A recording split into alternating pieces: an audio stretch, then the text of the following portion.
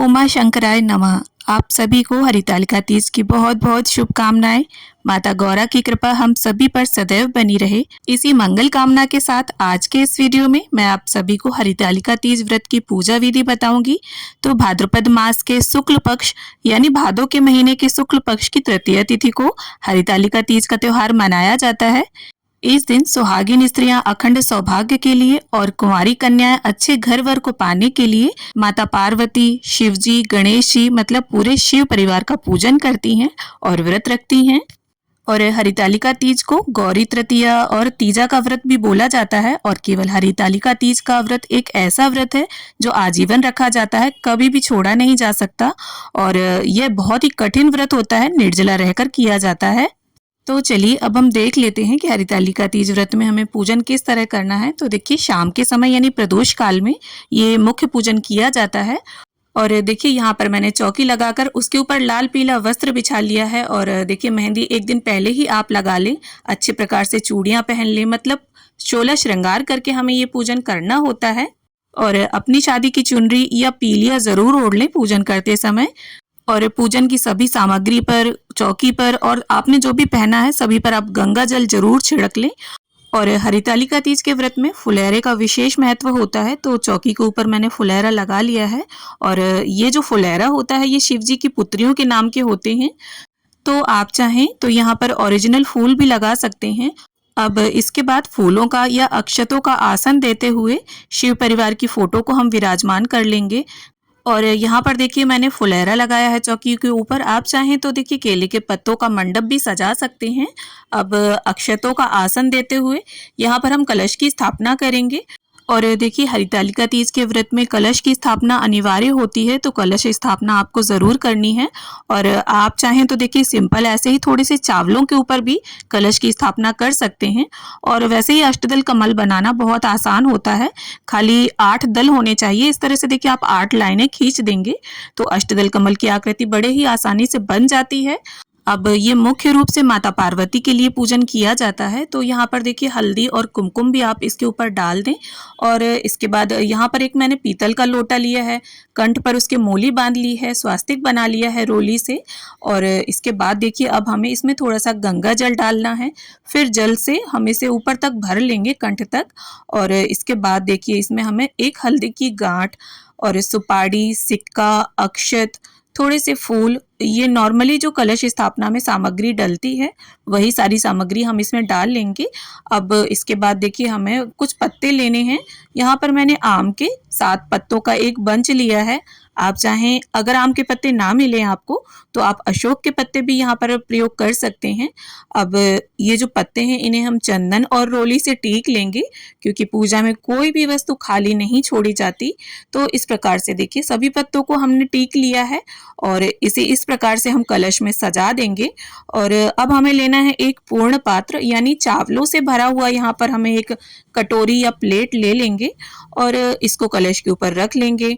और अब हम देखिए यहाँ पर दीप कलश की स्थापना करने जा रहे हैं।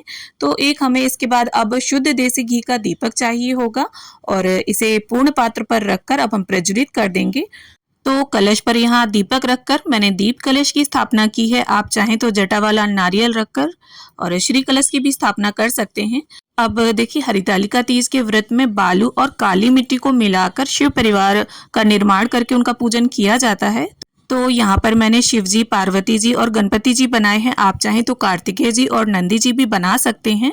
अब इसके बाद एक शुभ धातु का हम बर्तन ले लेंगे और देखिए थोड़ा सा ऊंचाई में आप विराजमान करें सभी को, क्योंकि देखिए हम अभिषेक करेंगे तो ये मिट्टी की मूर्तियां होती हैं तो इनका गलने का डर होता है।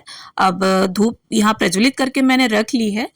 अब देखिए सीधे हाथ में थोड़े से पुष्प और अक्षत लेकर अब हम सभी का आवाहन करेंगे कि हे श्री गणेश, हे माता गौरी, हे भोले शंकर और कलश के सभी देवी देवता, हरितालिका तीज व्रत पूजन हेतु मैं आप सभी का आवाहन करती हूँ। कृपा करके यहाँ पर आकर विराजमान होकर हमारी पूजा स्वीकार कीजिए। और शुरुआत में देखिए अपने कुल और गोत्र का नाम भी आप जरूर बोल दीजिए अपने नाम के साथ साथ।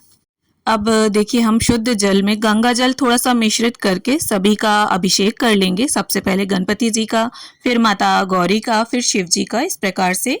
तो माता पार्वती ने भगवान शिव जी को अपने पति रूप में पाने के लिए सबसे पहले इस व्रत पूजन को किया था और इस व्रत पूजन को उन्होंने वन में किया था। तो जो भी वन में उन्हें सामग्री मिली उसी से उन्होंने व्रत पूजन संपूर्ण किया था।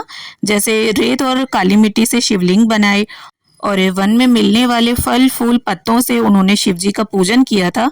तो इस प्रकार से पंचामृत स्नान के बाद हम शुद्धोदक स्नान भी वापस से करा लेंगे और फूल और गंगा जल की सहायता से सभी को देखिए यहाँ फोटो में छींटा दे देंगे हम।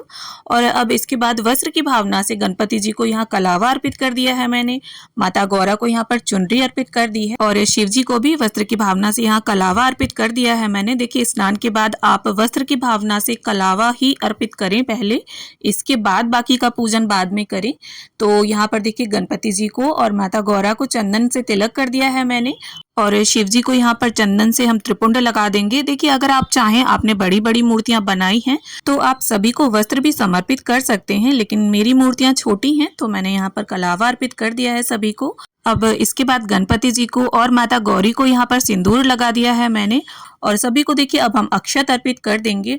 तो जब माता पार्वती शिव जी को पति रूप में पाने के लिए कठिन तप कर रही थी, उस समय उनकी सखियों ने उनका अपहरण कर लिया था। इस कारण इस व्रत को हरितालिका कहा गया है। हरत मतलब अपहरण करना, तालिका मतलब सखी। तो इस प्रकार से अब हम सभी को गुलाल और अबीर अर्पित कर देंगे। देखिए शिव जी को आप हल्दी, रोली, कुमकुम, सिंदूर ये वस्तुएं अर्पित ना करें क्योंकि शिव जी को ये वस्तुएं नहीं चढ़ाई जाती। तो अबीर आप देख सकते हैं इस तरह से होता है ग्लिटर जैसा और पूजा पाठ की दुकान पे ये आसानी से आपको मिल जाएगा।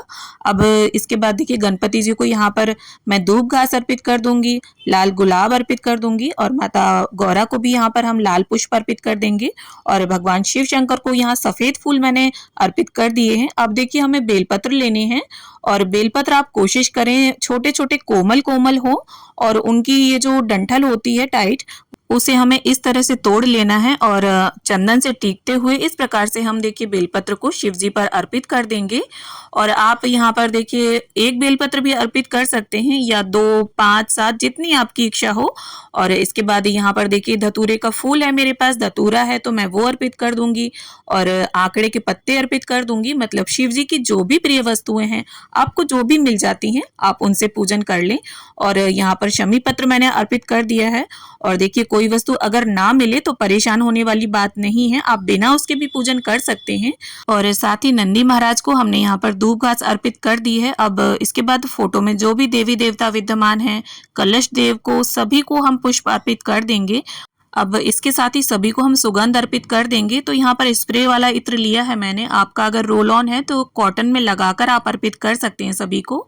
अब यहाँ पर देखिए माता पार्वती को हमें कुछ सुहाग की सामग्री भी जरूर भेंट करनी है और चाहे 5 ही सुहाग की सामग्री आप अर्पित करें, लेकिन करें जरूर। और अगर आपकी इच्छा है, आप लेकर आए हैं 16 श्रृंगार की सामग्री, तो उसे अर्पित करें माँ को। तो यहाँ पर बांस की डलिया में मैंने सुहाग का सामान रखा है। अब जो भी आपने श्रृंगार की सामग्री चढ़ाई है उसमें से 2-1 वस्तुएं आप माता को इस तरह से छुआ के वहीं समीप ही रख दें। और इसके बाद अब हम माता गौरी को हल्दी और मेहंदी अर्पित करेंगे। देखिए आज आप उन्हें हल्दी और मेहंदी जरूर लगा दें।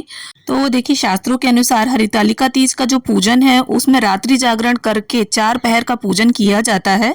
और आधुनिक परिवेश में देखिए ऐसा सबके लिए संभव नहीं है, तो आप प्रदोष काल का ये जो मुख्य पूजन होता है उसे अवश्य कर लीजिए। अब इसके साथ ही आपकी शादी का जो सिंदूरा है, मतलब जो सिंदूर दानी है, उसे यहीं चौकी पर माता गौरी के समीप रख दीजिए। और इसके बाद देखिए 3 तरह के या 5 तरह के जो भी फल उपलब्ध हो उन्हें अर्पित कीजिए और फलों पर देखिए बेलपत्र जरूर रख दीजिए। मतलब जो भी भोग आप रखेंगे उसके ऊपर बेलपत्र अवश्य रूप से आपको रख देना है। अब एक श्रीफल में कलावा बांधकर और एक लाल पुष्प और बेलपत्र रखकर हम इसे गौरी माता को अर्पित कर देंगे। अब देखिए दूध से बनी कोई मिठाई 1 तरह की या 3 तरह की या जो भी आपने घर में पकवान बनाए हों उन सभी का आप भोग अर्पित करें। अब इसके साथ देखिए भोग प्रसाद अर्पित करने के बाद हरितालिका तीज की व्रत पुस्तिका है अगर आपके पास, तो आप उसका भी पूजन कर लीजिए। और इसके बाद हाथ में पुष्प, बेलपत्र या अक्षत रखकर अब हम हरितालिका तीज की व्रत की कथा को पढ़ लेंगे या सुन लेंगे। और देखिए कथा पुस्तिका अगर ना हो आपके पास तो आप मोबाइल पर भी सुन सकते हैं। और देखिए ये जो पूजन होता है इसमें रात्रि जागरण करना होता है, तो सभी सखी सहेलियां मिलकर पूरी रात गीत गाती हैं। इससे जो व्रत है वो ज्यादा कठिन नहीं लगता है हमें, क्योंकि देखिए निर्जला व्रत होता है और पूरी रात्रि का जागरण करना काफी मुश्किल हो जाता है। तो अगर आप पूरी रात्रि का जागरण ना कर पाएं तो कलश के ऊपर का दीपक बड़ा रखें, अखंड रखें, मतलब पूरी रात्रि वो प्रज्वलित रहना चाहिए और चौकी के पास ही आप सोएं। इससे जो रात्रि जागरण का पुण्य फल है वो आपको प्राप्त होता है। अब इसके साथ ही देखिए हमें एक छोटा सा हवन भी करना होगा। तो हवन कुंड को आप पहले पूज लें, पूजा कर लें उसकी, और इसके बाद गाय के गोबर के उपले को सुलगाकर उस पर सबसे पहले 5 आहुतियां घी की दें। इसके बाद हवन सामग्री की आहुतियां दें और जो भी भोग प्रसाद आपने अर्पित किया है उसकी भी आहुति इसमें जरूर दे दें। और आहुति देते समय ओम गौरी देव्यै नमः स्वाहा, ओम शिवाय नमः स्वाहा, इस तरह से मंत्रोच्चारण करते रहें। अब देखिए हवन संपन्न करने के बाद सीधे हाथ में थोड़ा सा जल लेकर आप हवन कुंड के आसपास जरूर फिरा दें और इस बात का ध्यान रखें कि जो अग्नि प्रज्वलित है कुंड की उसमें जल ना जाए। अब इसके बाद यहाँ पर मैं कपूर आरती कर रही हूँ। आप चाहें तो घी के दीपक से आरती कर सकते हैं, लेकिन जो कलश का दीपक है उसे हमें बिल्कुल भी हिलाना डुलाना नहीं है। तो इस प्रकार से हम सभी की, गणपति जी की, माता पार्वती की, भगवान शिव शंकर की, कलश में विराजित सभी देवी देवताओं की सच्चे मन और प्रेम भाव से आरती उतार लेंगे। तो सबसे पहले आपको गणपति जी की आरती गानी है, फिर माता गौरी की, फिर शिव जी की। और आरती संपन्न करने के बाद अपनी इच्छा और सामर्थ्य के अनुसार कुछ दक्षिणा अवश्य निकाल दें। इससे पूजा में अगर कोई कमी होगी तो वो पूरी हो जाएगी। अब देखिए सुबह जब विसर्जन करना होता है हमें, मतलब जब पारण करेंगे सुबह हम, उसके पहले हमें सुहाग लेना होता है माता गौरी से।